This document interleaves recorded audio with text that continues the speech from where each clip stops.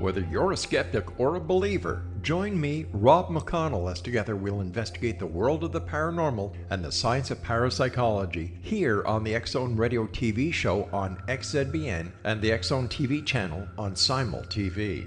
Since 1990, the X-Zone Radio TV show has been the place where people dare to believe and dare to be heard. Together, we'll investigate UFOs, aliens, ghosts, Bigfoot, psychic phenomenon, lake monsters, conspiracy theories, government cover-ups, the truth embargo, alien abductions, ESP, haunted locations from around the world, and so much more. With over 28 years of broadcasting and more than 4,500 individual guests, the X-Zone is truly a place where fact is fiction and fiction is reality, as evidenced by the credibility, integrity, and professionalism of the guests that we bring to our international audience. If you have seen a UFO, had a close encounter, seen a ghost, Bigfoot, lake monster, or a story that you would like to share or have investigated, contact me, Rob McConnell, by sending me your email to xzone@xzoneradiotv.com, or you can call toll-free 1-800-610-7035, extension 143, and on Skype, X-Zone Radio TV. For more information on the X-Zone Radio TV show with yours truly, Rob McConnell, visit www.xzoneradiotv.com or www.xzonetvchannel.com or simultv.com and xzbn.net. Until next we meet here in the X-Zone from our broadcast center and studios in Hamilton, Ontario, Canada, always remember, X-Zone Nation, keep your eyes to the sky and your heart in the light.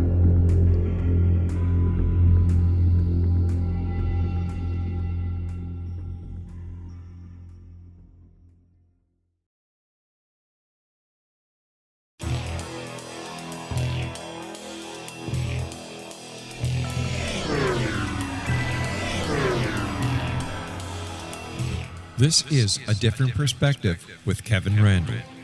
A retired U.S. Lieutenant Colonel, Kevin Randle has been studying UFOs for nearly 50 years. Kevin has investigated some of the most famous UFO cases in the world and has been consulted for dozens of documentaries about UFOs. Considered one of the leading experts into the Roswell UFO crash of 1947, Kevin has written more than 25 books about UFOs, including the recently published Roswell in the 21st Century. Now, here is the host of A Different Perspective, Kevin Randle.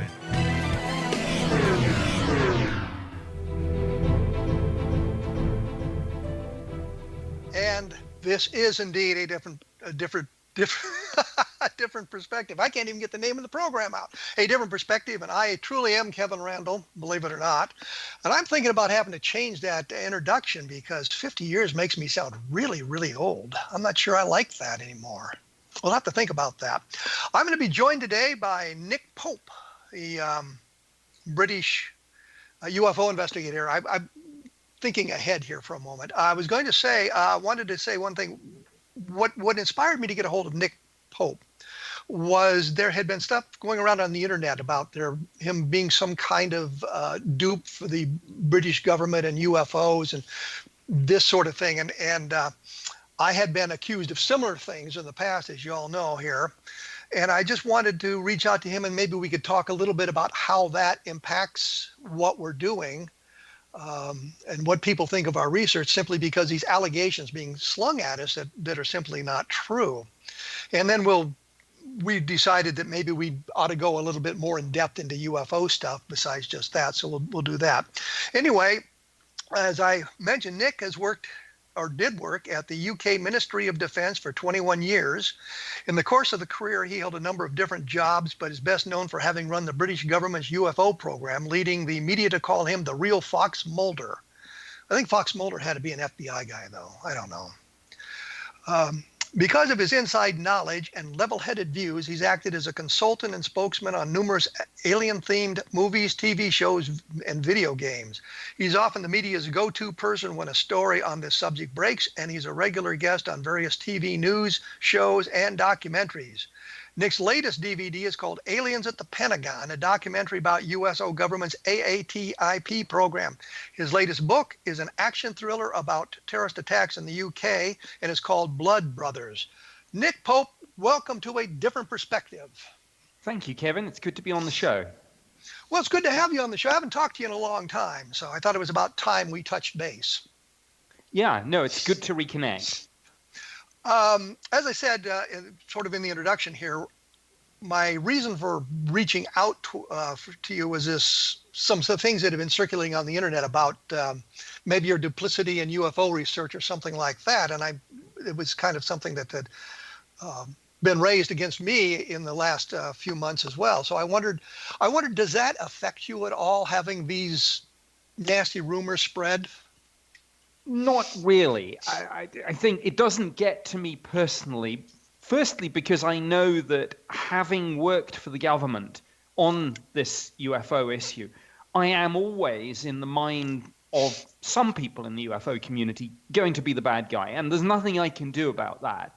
I think the second related point is that if I worried about every bad thing written about me on the internet, I'd never get a moment's peace. So, I mean, there's just such a lot of garbage, frankly, out there. But while it doesn't bother me personally, it is irritating when people are being deliberately misled by some of this. And I mean, I think for example, a handful of UK ufologists have tried to suggest that I'm either some sinister disinformation agent planting false information about this in the public, or specifically that there were two parallel UFO programs in the UK, and I'm somehow misleading people away from the important one. And neither of those allegations is true.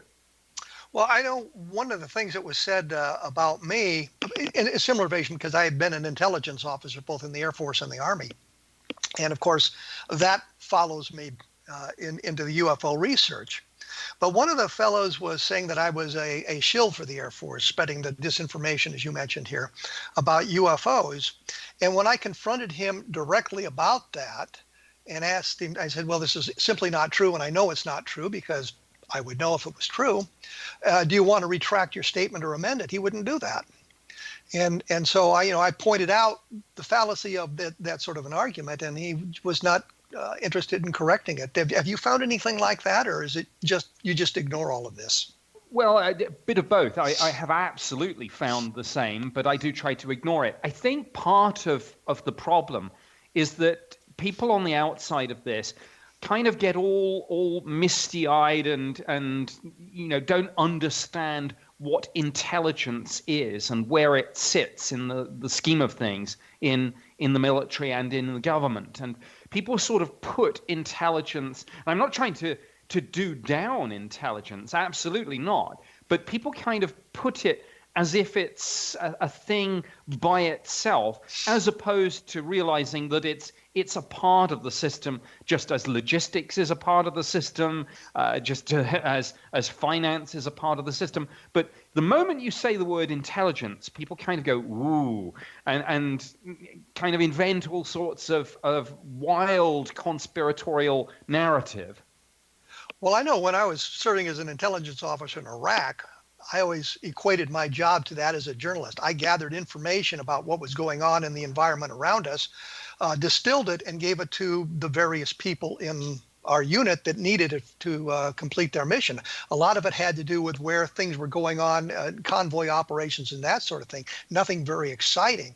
But as you say intelligence, and they're thinking CIA and James Bond and all this other stuff, where an awful lot of intelligence is simply gathering information. And I made a joke out of it. My open intelligence sources, while we were in Iraq, we had the feeds from the three networks here in the United States, ABC, NBC, and CBS. The news feeds would come right one after another in the morning, and I'd watch all those to see what was going on. And the one that cracked me up was Ted Koppel, and he's in Baghdad, and he's at a school, and he says, look at this raw sewage in the corner of this school. And I'm thinking, we've fixed 2,500 schools in Iraq, and he's found the one we haven't gotten to yet.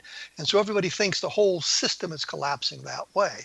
But the real point is, I mean, it was just gathering information to assist in our mission and nothing more nefarious than that. You said something else that was intriguing, which was you're accused of being two UFO programs, the one that you worked with and the one that the secret one that you're covering up for. First of all, when you say you were the UFO guy in the Ministry of Defense, did you have a staff working with you that helped you investigate UFOs, or was it nothing that elaborate? Well, we had certainly administrative support staff, and then, of course, when I wanted specialist advice and assistance, rather than have it permanently embedded in a team, we could just call on it. So, for example, when I wanted military radar expertise, I would simply pick up the phone and say, hey, right, here's a time and a location. Could we check the radar tapes, the data, see if we had anything? If we got a photo and a video, I could reach out to intelligence community imagery analysis specialists and bring the resources and capabilities there to bear without any of it needing to be permanently on a team. So we were a small unit but had a big reach. Now, where the confusion comes in about two programs, there weren't two programs, there was one program. We were public facing, we were pretty much in the phone book, metaphorically speaking, because, of course, a number of our reports, most of them actually by volume, came from the public. But we did have scientific and technical intelligence specialists working with us on that. They were one of a number of experts we could call on. And that's where the rumors of a second secret UFO program came from. But it was simply the fact that we have a lot of different people working on this, as you would expect. So it's kind of equivalent to the Project Blue Book, where they had a very small staff located in Dayton, Ohio, but Quintanilla could reach out to whatever experts he needed or the local base where the sighting took place and have officers assigned to investigate. That's exactly it. And if you go back to the genesis of the British government's UFO program in the 50s, you find that they were actually having meetings with their US opposite numbers. And indeed, the Royal Air Force sent some people over to meet with people like Edward Ruppelt when he was doing the job. And very much the job I was doing, the terms of reference, the methodologies of how you actually do the investigation, even the forms that we used to take the data in the first place from the public or the pilots or whoever, it was all based on the US Blue Book model. So you operated basically the way they did in the US, but in the US, when we say there was a second level, another UFO program that was, I guess, concurrent with Blue Book, it turns out that was true, but there's nothing like that in the UK. No, there's nothing like that in the UK, although from time to time, obviously, the sorts of intelligence staffs that I mentioned did get involved in doing standalone studies, but those were standalone studies certainly during my tour of duty that I was actively involved with. So I knew about it, it's just that the public didn't know about it, but that's just because we had a blanket policy of not discussing intelligence matters with the public any more than we would discuss, say, special forces. We're going to have to take a quick break here. I'm joined by Nick Pope, who was the UK's Fox Mulder. Why not? Just run with that. I'll have more information up on my blog at www.kevinrandle.blogspot.com and some links to some interesting articles like that and other stuff that's going on. We will be back after a few brief messages, so stick around.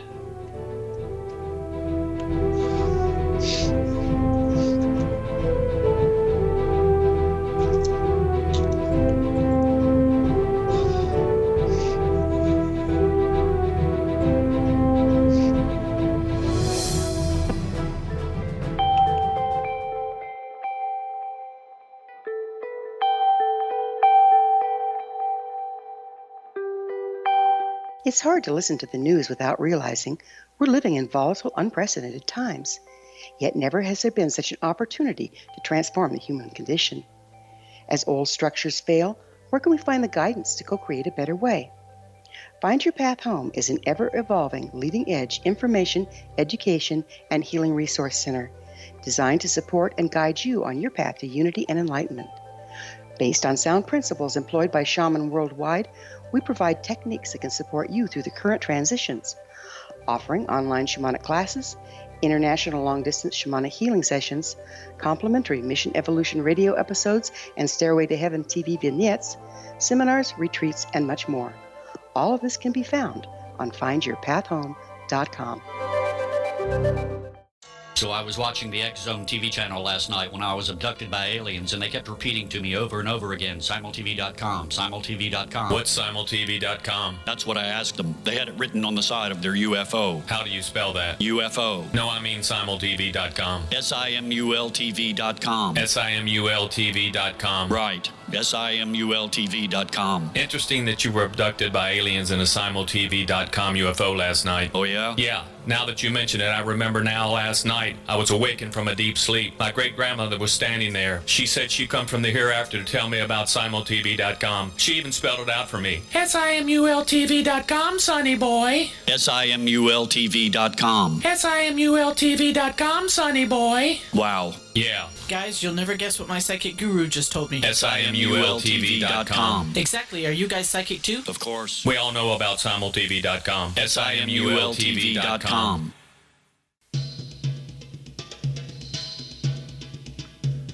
And we are back from that short break. I'm joined by Nick Pope, whose DVD is Aliens at the Pentagon. I don't know why I stumbled on that. And his book is Blood Brothers, which apparently is fiction. And he and I are going to talk about that before we get away today.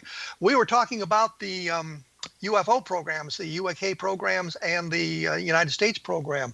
And you said you modeled, or the UK program was modeled on Project Blue Book, or the UFO, or the US programs. What were some of the differences between your program and what was done in the United States? Well, I think there were very few differences actually between where I worked and the sort of work that was done by Project Blue Book. I think the obvious one is that I was a civilian employee of the Ministry of Defense, whereas Blue Book was very much Air Force led. But you know, over the years in the UK, there were times when the Royal Air Force were leading that, and it was simply a question of administrative reorganizations from time to time. I think where you get the big difference is in the more modern era, and I'm talking specifically, of course, about the Pentagon's AATIP program. Now, there was a program, I mean, of course, after Project Blue Book was terminated, the US government said, we no longer research or investigate UFOs. This subject is no longer of any interest. And then, of course, in December of 2017, the New York Times ran their story that there was this AATIP program that had been looking at the phenomenon. And of course, that was radically different, not just from the work that I did, but even from Project Blue Book. And the main difference there, of course, was that this was not in any sense a public program. This was going on behind closed doors in the Defense Intelligence Agency and the Department of Defense. And it seemed to be set up and configured in a totally different way. Well, before we get into that program a little bit more, let me ask you a question. Were your UFO investigations classified, or were any of them classified that you were involved with? It's a mixture. Obviously, some of the reports came from the public, and there was no way that we could classify any of that. So when you look at the Ministry of Defense files, which are in the final stages now of being declassified and released, a lot of the material was actually unclassified in the first place. Where we did get classified information was in our internal policy discussions about the phenomenon. What are we dealing with? What are the implications? What are other nations, the Soviets, the Chinese, etc., doing about this? Those sorts of things. There were a number of very highly classified documents. And again, some of those have now been declassified. And some, when you look at them at the National Archives in the UK or on the Ministry of Defence website, you'll see have been partially redacted. So it was a mixture. Well, in the Project Blue Book files, before they were released publicly, the Air Force went through and poorly tried to redact all the names of the witnesses, because the idea was when the witnesses had come forward or where the witnesses were interviewed by the Air Force, there was a promise that your names would not be made public. And we did the same. Yes, that was exactly the same in the UK. Did you do a better job than the Air Force did? And the reason I say that, and the best example I have, is in the Kenneth Arnold sighting.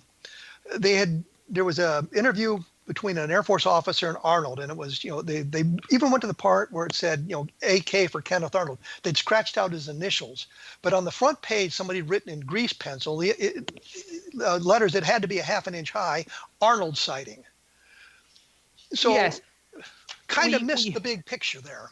Absolutely. I can't say we necessarily picked up everything, but under both the UK's Freedom of Information Act and indeed the UK's Data Protection Act, exactly the same rules apply. And clearly, even before those pieces of legislation were brought in, the expectation from members of the public making a sighting, or indeed anyone else, police officers, pilots, military personnel, the expectation was that your name, your address, any of your personal details would not be made public, and we honored that. So we went through very carefully when we released the files and tried to keep all that information back. I can't promise that nothing slipped through, but that was the intention. While you were on the desk, did you ever come across the Project Moondust? Any documents about Moondust? No, I think I'd seen it in the literature, but that is not something I believe we had any official files on in the Ministry of Defense. The only reason I ask is because Moondust did have a UFO component to it, and there were some sightings mentioned in the Project Blue Book files that were labeled Moondust. So I just wondered if any of that had been communicated to you there in Great Britain. I don't believe it had been. And now, of course, I was only doing this job from 1991 to 1994. And although I had access to the previous files, it may be that something slipped past.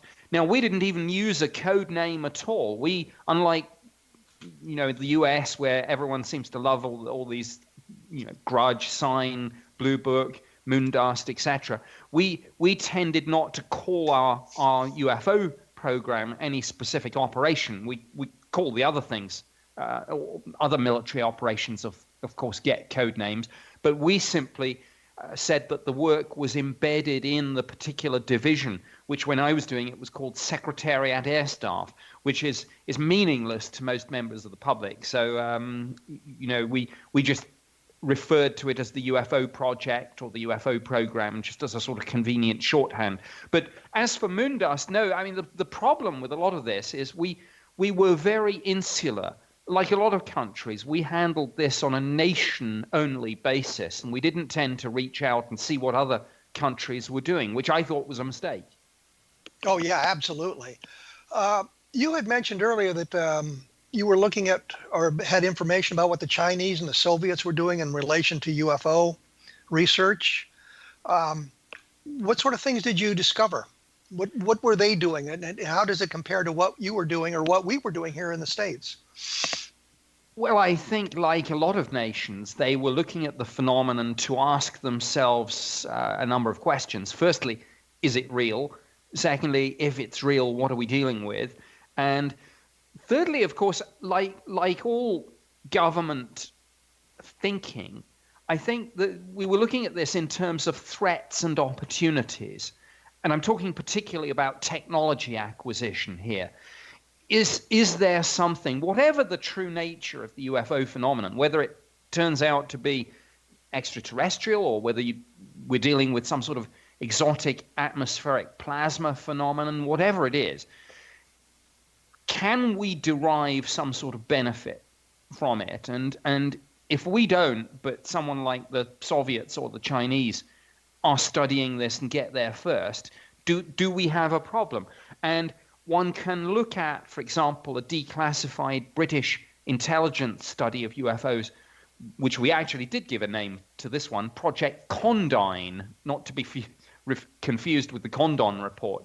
But in Condign, we did take a look at what the Russians and the Chinese were doing, and we did get into discussions about signature reduction, very high power energy generation, and radio frequency weapons, directed energy weapons. Now, I can't recall off the top of my head what's still classified and what isn't. So I think the safest thing I can say is go and have a look at that declassified British study, and some of it's redacted, but some isn't. And I think we get into a little bit about what we know the Soviets were up to. So just to brag, I do have a copy of the report on my computer. So good. Well, there you are. And I was gonna ask you about that a little later on. Did the Soviets or the Chinese, and anything that you saw, were they deeply into the extraterrestrial hypothesis, or did they go in a different direction? They didn't take it off the table, and neither did we. But I can't help but think with the Soviets in particular that it was more deeply tied in with what I would call a more parapsychological approach to the subject. And I think that's where it ties back, for example, into Soviet research into telekinesis. And this, of course, ties in with various Western programs to try and find out what the Soviets were doing, maybe run remote viewing programs to try and, as a counter to what the Soviets were up to, or perhaps what we thought they were up to. So you're saying it was their solution was more terrestrially based, some kind of a paranormal phenomenon as opposed to an extraterrestrial or alien phenomenon. Yes, but I don't think they ruled it out either. I think when you're dealing with these exotic phenomena, one has to take a data-led approach and not a conclusion-led approach. That's difficult, of course. It's difficult to escape your culture and your belief system, but it's the way it should be done.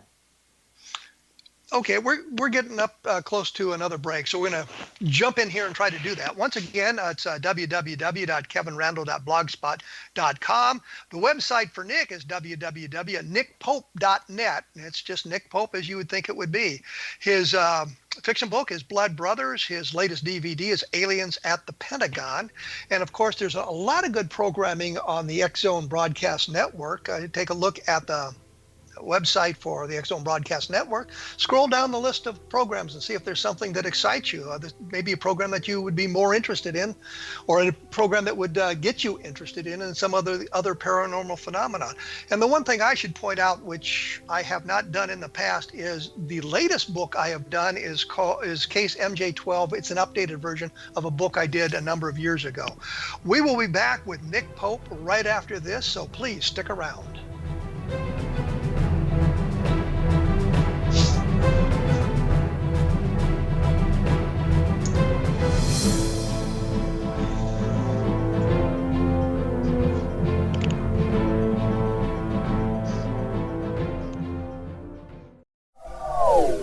They are here, and they've been here for thousands of years, making their presence known in the shadows. They might be seen by a lonely motorist on a deserted road late at night, or by a frightened and confused husband in the bedroom he is sharing with his wife. But who are they? What do they want? Why are they here? Perhaps most concerning, has the government been aware of their presence all along? The new book by Eli Marzulli, UFO Disclosure, the 70-year cover-up exposed, delves into the world of UFOs. Can full disclosure be soon?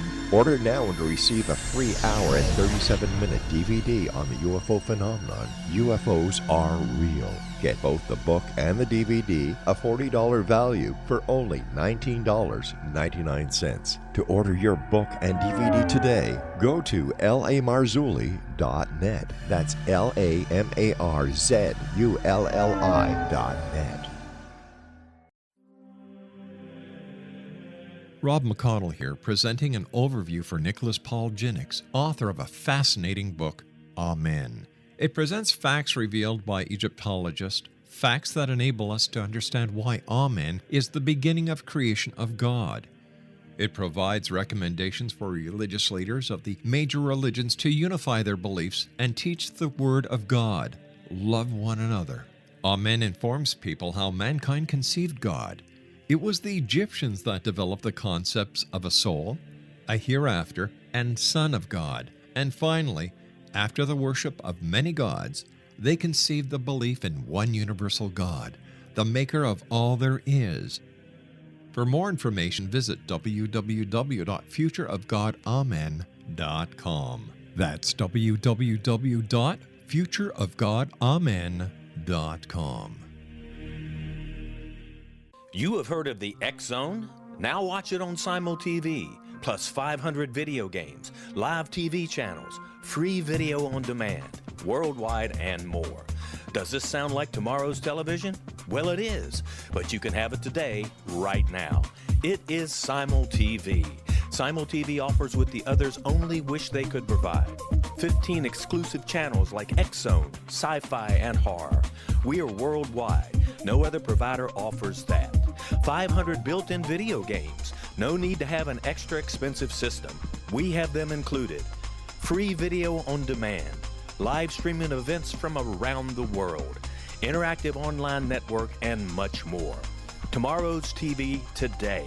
Simul TV. Sound too good to be true? Well, it's not. You can have Simul TV today. Sign up at simultv.com. Do it today.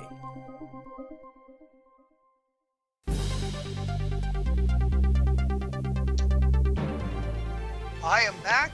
I am joined by Nick Pope, the British Fox Mulder. I just can't resist saying that for some reason. I don't know why. Once again, his website is www.nickpope.net. We were talking about the various UFO investigations around the world and what the Soviets may have thought, what we may have thought. One of the questions I had for you, is there a sighting that you investigated while you were involved with the ministry, or an event that really got you excited, something that gets us into the extraterrestrial in some fashion? Sure. We had a fascinating wave of sightings in March of 1993 that took place over a series of about 6 hours over the UK, and involved a number of different locations, including 2 military bases, and a large triangular-shaped craft was seen flying low and slow over these 2 military bases, and indeed other parts of the UK earlier in the evening.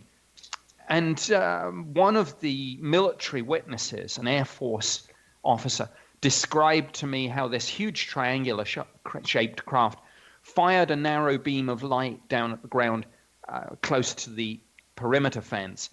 The light swept backwards and forwards. There was a low-frequency humming sound coming from this craft, which he said was deeply unpleasant, one of those sounds that you can feel reverberating through your body as well as hear. And then he said that, and this thing was about 200 yards above the ground, probably no more, traveling very slowly, maybe 30, 40 miles an hour.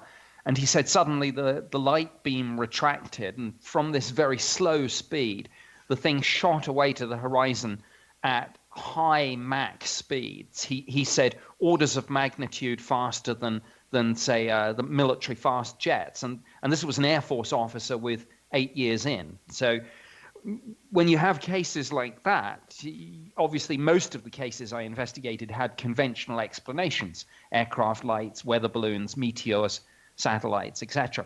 When you're confronted with something like this, it's a little bit of an eye-opener, and frankly, there was very little I could say to this guy except I wish I'd seen it.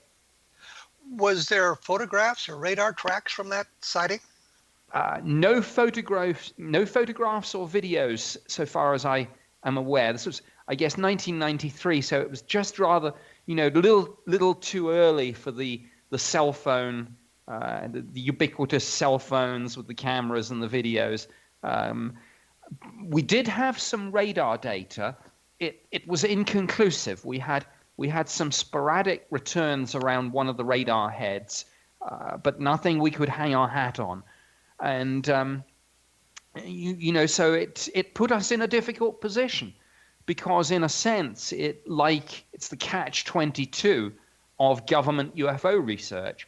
The cases that you explain in conventional terms, you explain. The ones you don't, in a sense, well, what else do you do with them? They kind of sit there on the file, a bit like an unsolved crime in a police file. So it was difficult. We briefed it up the chain of command, of course, to senior Air Force officers and defense ministers in the Ministry of Defense, and but that was about it. We reached out to the US and we said, hey, are you flying some secret prototype type hypersonic craft in the UK that's generating these sorts of sightings? And interestingly, the US said no, but we were wondering whether you Brits had anything like that, because we've had some similar sightings. Oh, I was going to say it was obviously ours, but just sort of braggadocious. You said there was a number of sightings. So that you talked about the one guy, the Air Force officer, the RAF officer, but you implied there were many other witnesses to this sighting? Yes, in all, and again, the case file on this has now been declassified and released, but not all the reports necessarily made it into the case file. Many members of the public, when they see UFOs, of course, won't report at all because of fear of disbelief or ridicule or lack of awareness of where to go. And some won't report to the government because they figure we're the bad guys in this, or they think these people know about UFOs already and they're part of the cover-up. So some people go to civilian groups and to the media. But in our case file, we probably had, I don't know, 60, 70, 80 witnesses perhaps. I suspect in total there were many hundreds. But doesn't it give you pause that somebody, that many people over a fairly wide area, over a long period of time, had seen this sort of thing, and there doesn't seem to be a terrestrial explanation for it? Oh, absolutely. We, this is the sort of case that even us fairly hard-nosed, cynical, skeptical people at the Ministry of Defense ended up saying, well, what if, ... And so, those were the sorts of cases, actually, that led to the commissioning of Project Condign, because the feeling was that we needed a full intelligence assessment of the phenomenon, a sort of estimate of the situation, national intelligence estimate, whatever. What was their conclusion? Unknown. So that was money well spent. Well, yeah, unknown, frankly.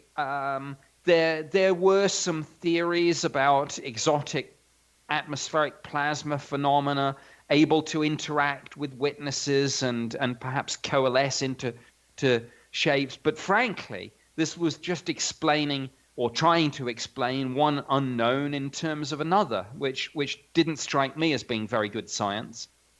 Yeah, we had a situation like that with the Levelland sightings, where the witnesses scattered all over West Texas, and the Air Force explained it as ball lightning. And at the time, ball lightning was still a theoretical concept as well. And I thought, that's really a dumb way to explain something. Sure. We're going to explain the unknown sightings here by something else that we do not understand. I think we understand ball lightning a little bit better now and realize Levelland was not ball lightning, but that's kind of the way it is. So you're, unlike Condon, who decided there was no national security threat, that the Air Force had done everything that it could possibly do and done a good job at it, and that there was no scientific value in continuing the study. Your guys just said unknown? Unknown, yes. Some of us did put on paper, maybe unwisely, statements along the lines of, because this can't be identified, we cannot assure ourselves that there is no threat. Now, the problem with those sorts of statements was that defense ministers had consistently told British Parliament and the media and the public that this phenomenon was of very little defense interest and that there wasn't a threat.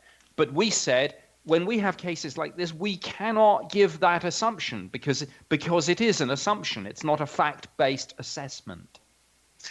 Have there been any cases in the UK where there was sort of a threat involved? I think we've had some intercepts here in the United States where the pilots were killed, that sort of thing. Anything like that in the UK that would suggest kind of a threatening posture? Well, we've certainly had several incidents where pilots have been vectored towards an uncorrelated target by radar operators who've been tracking unknowns, and we've had pilots try to chase and intercept these things and not actually succeed. We haven't, to the best of my knowledge, had any crashes, let alone fatalities, attributable directly to this phenomenon, whatever it may be. But self-evidently, we took the view that anything in our airspace was in and of itself a potential defense and national security issue. And I'm thinking the same thing when the Air Force says we're not interested in UFOs anymore. I mean, the U.S. Air Force, you think, well, isn't your mission to identify potential threats to us, and something that's flying over our airspace, regardless of what it was, that we can't identify, isn't that a threat? And shouldn't you be investigating that? Your attitude seems to be something flying over our airspace, meaning UK airspace, that we can't identify is a potential threat. Yes, I think so. And the way to get around that is simply do what we did and change the terminology. We actually dropped, at least internally, the phrase UFO completely. We replaced it with UAP, unidentified aerial phenomena. But some go further, and now you see all these kind of funny code phrases for UFOs, like unusual helicopter, unconventional aircraft, uncorrelated radar target. I mean, it's obviously the same thing, but trying to come at it from a different angle, losing the pop culture baggage that these terms like UFO and flying saucer have. Is there still a program in the UK to investigate UFOs? I mean, a government program, or has that been pretty well abandoned? The program where I worked was formally terminated in 2009 as a result of wider defense cuts. I have it on fairly good authority that at the very least, interesting incidents are still looked at on a case-by-case basis, but on a good authority as well that there probably is still a program of some sort. It just obviously is very, very careful not to talk about this in terms of anything, any phrase that would excite the public or the media or attract the attention of journalists using the Freedom of Information Act. So there is sort of a program, but it's kind of an unofficial program? I think that's probably the best way to characterize it. But I go back to the point. No government, no Air Force is going to have its radar operators tracking unknowns, its pilots seeing and sometimes chasing unknowns, and just do nothing about it. Okay, we're going to have to take our final break here. I'm joined by Nick Pope. His website is www.nickpope.net. Mine is www.kevinrandle.blogspot.com. We will be back, and I will ask the question I've been waiting all hour to ask Nick Pope when we come back right after this.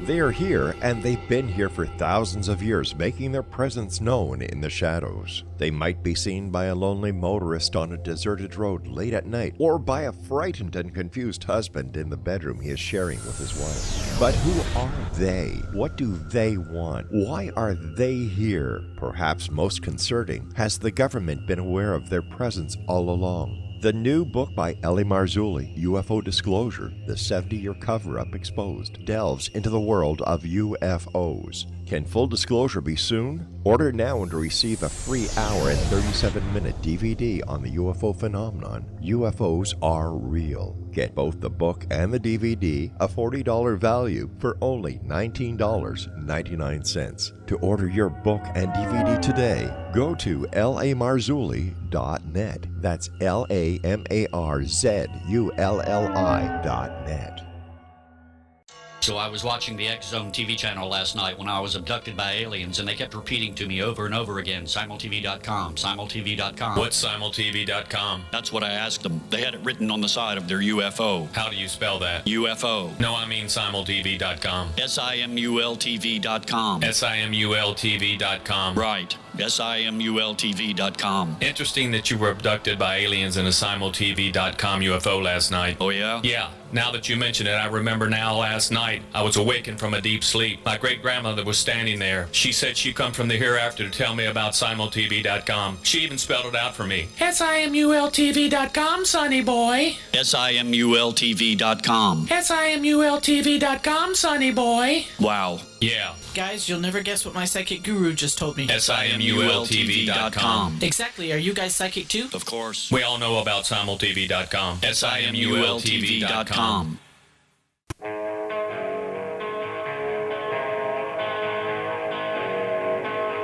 And I am back with Nick Pope, he of the United Kingdom.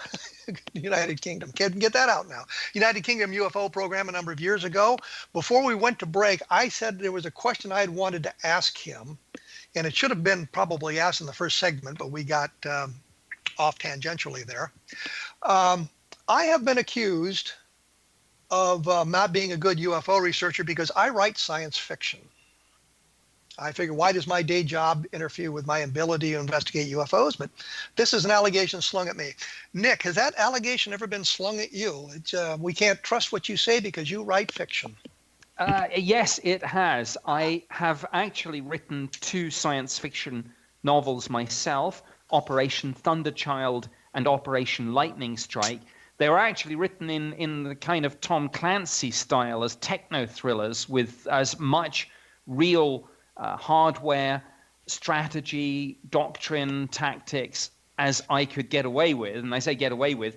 These, to the best of my knowledge, I mean, they're the only, certainly in the UK, science fiction novels that had to actually go through the government security vetting process. So I've written sci-fi myself, and more recently I've written an action thriller called Blood Brothers about intelligence and counterterrorism and such like. And yes, there are people in the UFO community who don't necessarily take too kindly to that sort of thing. They see it as a sort of blurring of the lines, but I see it that there are many different things that I do in my life, and I keep them compartmentalized. Yeah, it's always struck me as interesting that you can have any day job you want and be a UFO investigator, and that's okay as long as you don't write science fiction, for God's sakes. I don't know why that would affect what you do in the way of your UFO research. Blood Brothers, you say, is a techno thriller or a...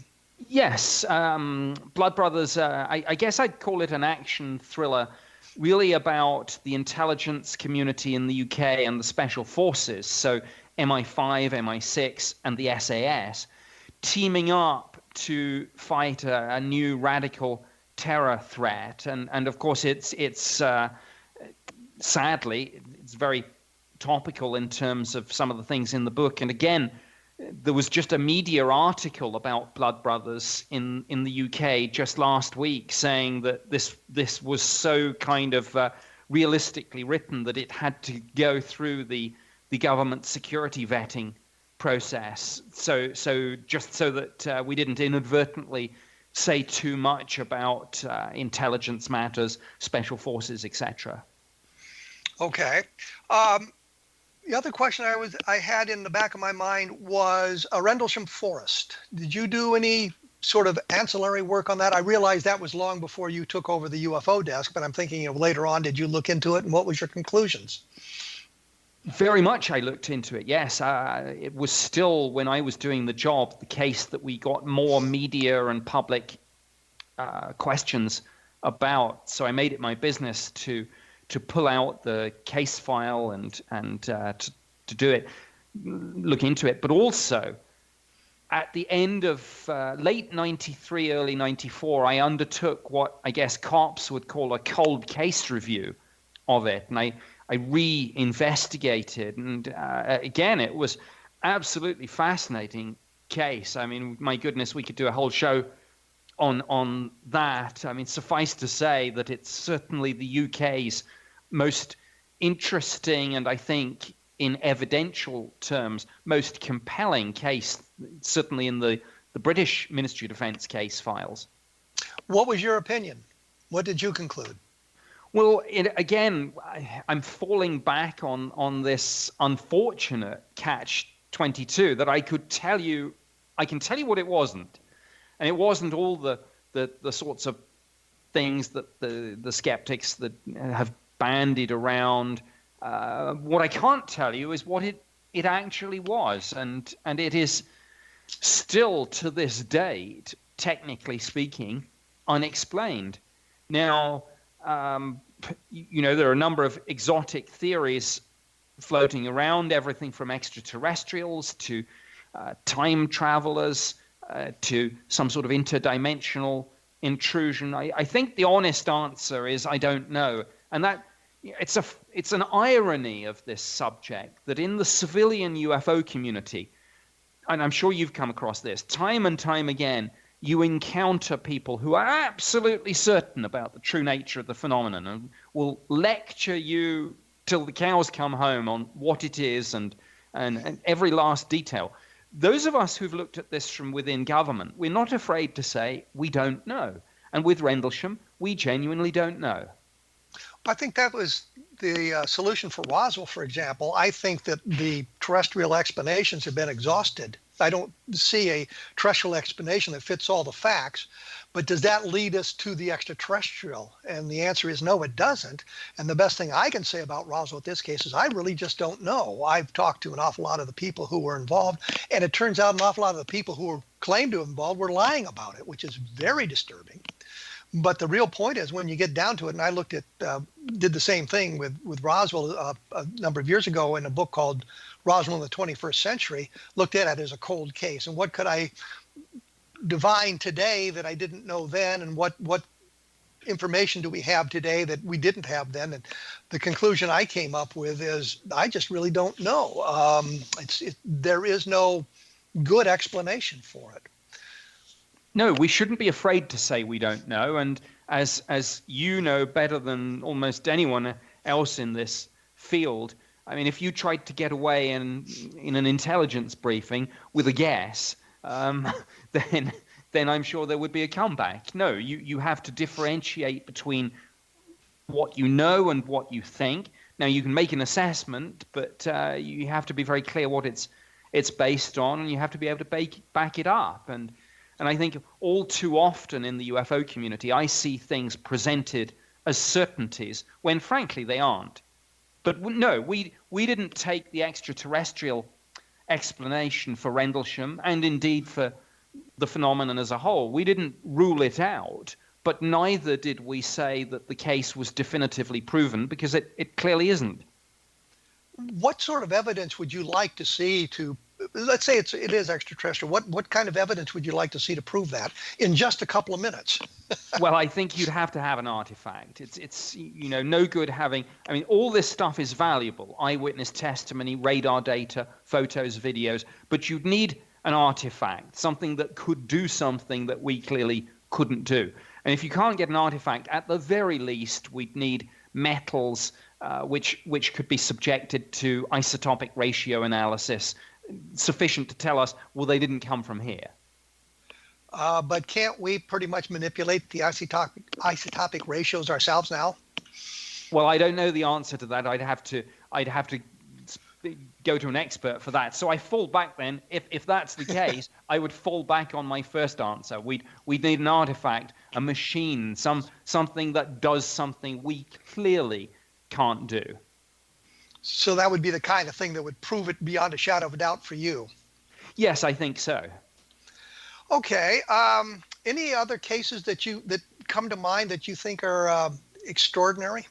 Well, I think we had a case over the Channel Islands in the UK in 2006, 2007, involving a pilot that he saw a mile-wide UFO, and there was some radar data. There was a primary return on that. Whatever it was wasn't carrying a transponder. Not surprised, being a mile long, but there you are. There was primary radar data. That's a fascinating case. I guess in the US, all the big cases like Chicago O'Hare are interesting, the Phoenix Lights, of course, a number of other ones. And again, I go back to the case, there are probably incidents all around the world, some of which we've never heard of, out there, just ripe for proper investigation. But because we tend to look at this on a national-only basis, no one's putting together the bigger picture, which is a mistake and a shame. Quickly, what do you think of Roswell? Oh, goodness. I don't think we'll ever get an explanation now with the primary witnesses gone, but maybe some document or file will turn up. I don't know. I live in hope. But I mean, are you leaning in any direction, extraterrestrial, or just I don't know? I don't know. I don't know enough about it to call it. Hey, Nick, it's been a delight talking to you. Thank you. And getting some of the inside information about what you were doing in the Ministry of Defense and how that operated, because a lot of misinformation has been floating around about that. Your book, Blood Brothers, is available, I assume? Absolutely, on Amazon in the US, the UK, and elsewhere. And any other books that you'd like to mention? They're all on my website. So nickpope.net, there's a book section which lists them all and gives the links to Amazon. Okay, there you go. Okay, thank you much, Nick. Hope to talk to you again pretty soon. Thank you. That was Nick Pope, who was at one time the UFO guy, the Ed Ruppelt of the British UFO investigations, and gives us some insight into how that operation was managed. I think it's some interesting things that he brought to the table that I hadn't been aware of. As I say repeatedly, my book, Roswell in the 21st Century, gives you an idea of what was going on there. I have Encounters in the Desert, which talks about the Lonnie Zamora sighting. And the latest one was Case MJ12, which is an updated version of a book that I did almost 20 years ago. But there's a lot of new information in that, which I think probably identifies much more where the documents came from and provides us with some insight into that. The blog is www.kevinrandle.blogspot.com, and take a look at XZBN.net and get some ideas of what's going on in the X Zone. I will be back in the future. Thank you.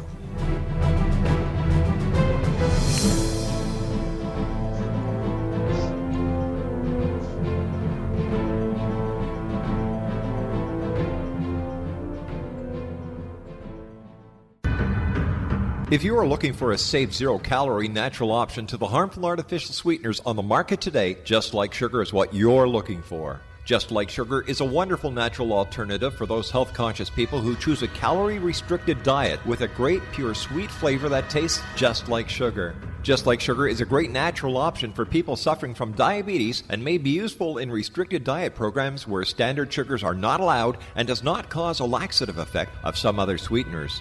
Just Like Sugar comprises a perfect blend of chicory root fiber, natural calcium, natural vitamin C, and Just Like Sugar's sweetness comes from the natural flavors from the peel of the orange.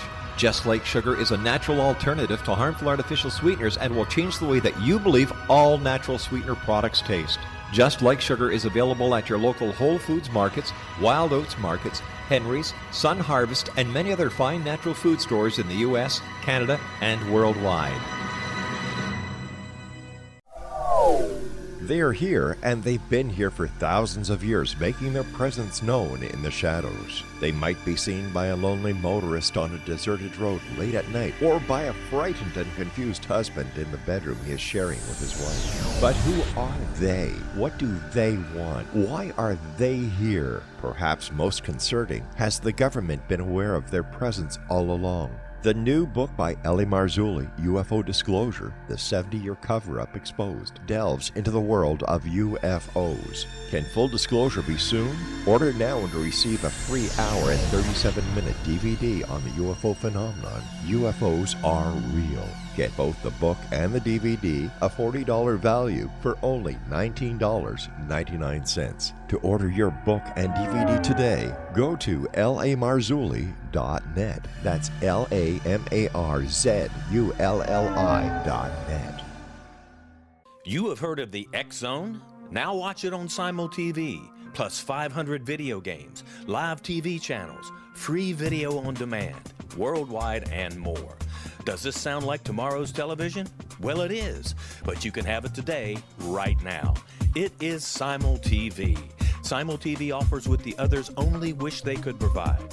15 exclusive channels like X Zone, sci-fi, and horror. We are worldwide. No other provider offers that. 500 built-in video games. No need to have an extra expensive system. We have them included. Free video on demand. Live streaming events from around the world. Interactive online network, and much more. Tomorrow's TV today. Simul TV. Sound too good to be true? Well, it's not. You can have Simul TV today. Sign up at simultv.com. Do it today.